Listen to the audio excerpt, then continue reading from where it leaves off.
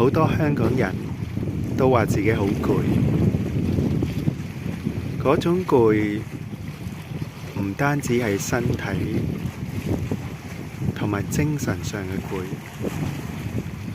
仲係心嘅疲累，可能係一種無力感，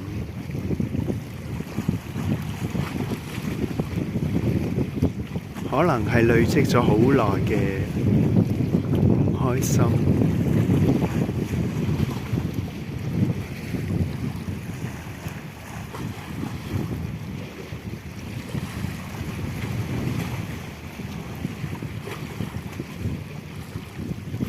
多數人都會選擇玩電話，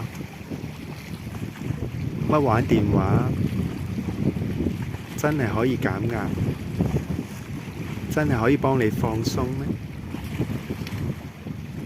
真係可以令你心情變好？定抑或放低部電話，親近大自然？大自然有好多元素，你唔一定要去郊外，喺城市都可以。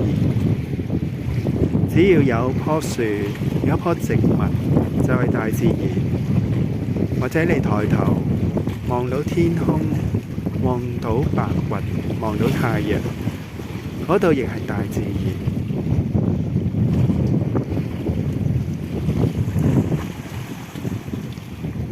你當然可以去行下山啦，山就係有好多樹木。不過喺咁多大自然嘅元素之中呢，我發覺本體最鍾意親近嘅就係水，即係大海。大海嘅品質同本體係最吻合，佢可以加強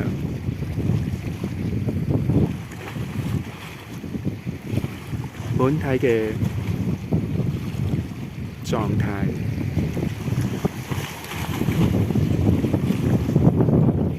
平靜、喜悅、愛。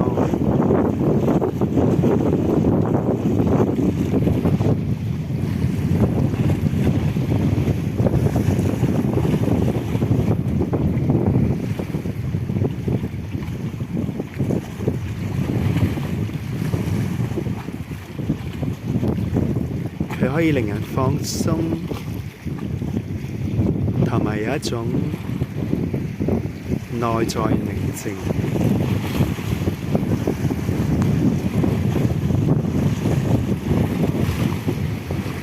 你可以咩都唔諗，只係望住個海，聽住海浪聲，感受一下內在嘅寧靜同平靜，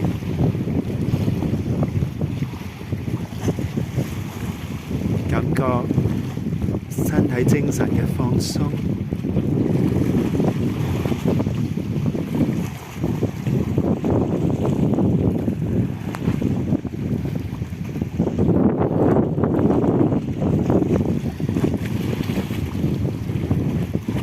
喺一個安全嘅情況下，你亦都可以眯埋眼，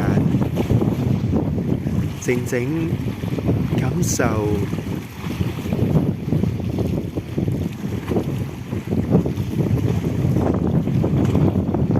周圍嘅能量場、氣氛、溫度、光暗、濕度，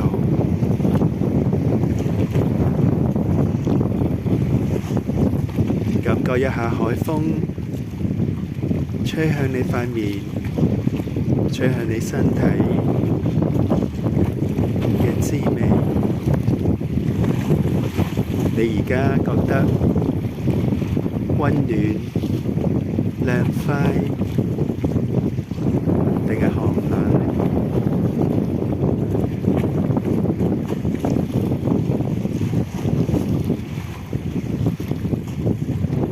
呢一刻你嘅心情點樣呢？而家喺你嘅內在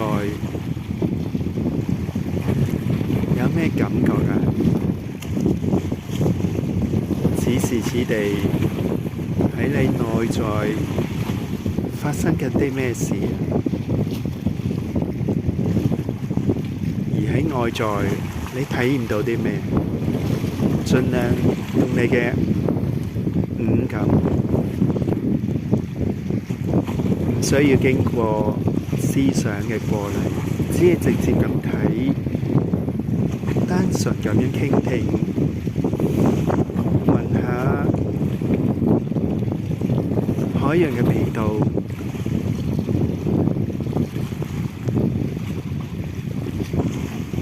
感覺一下你嘅臀部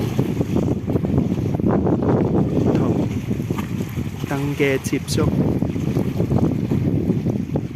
你嘅腳板或者鞋底同地面嘅接觸，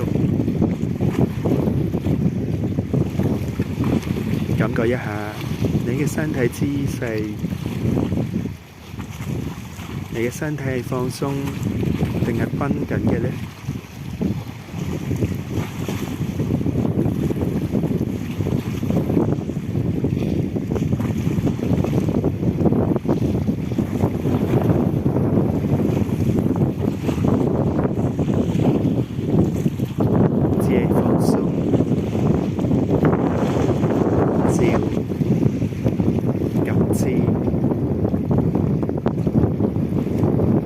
需要判斷，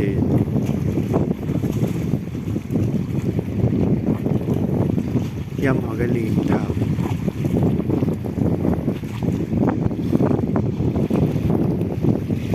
感受、知覺，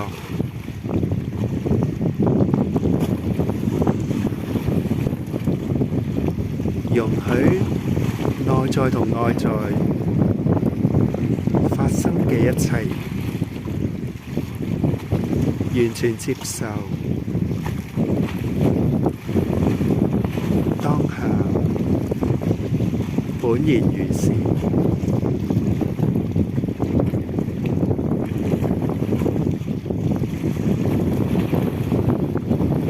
喺呢份接受性當中，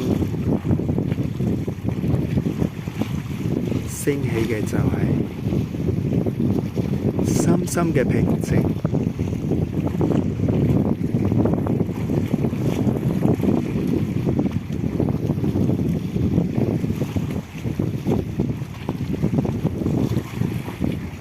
而家有乜嘢存在？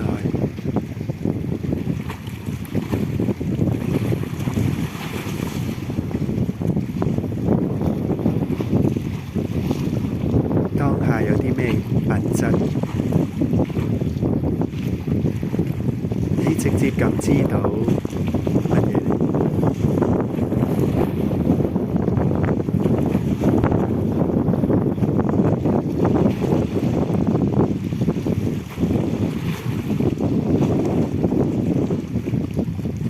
好好享受，完全接受喺眼前呢個片刻升起嘅東西，帶住同理心，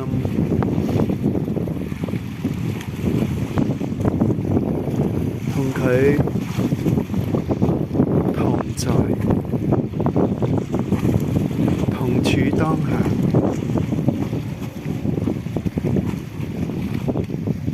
和諧共處。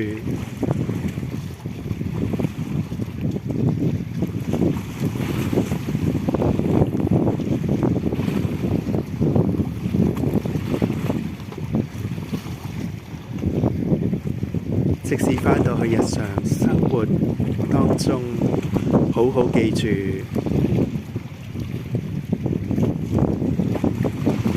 你喺海邊靜心，又或者流在。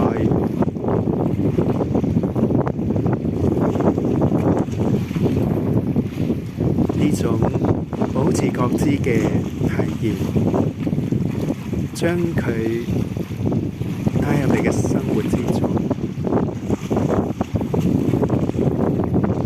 有意識咁生活、行動，一個片刻接住一個片刻咁樣生活，當下自發性咁樣回應眼前嘅實際狀況。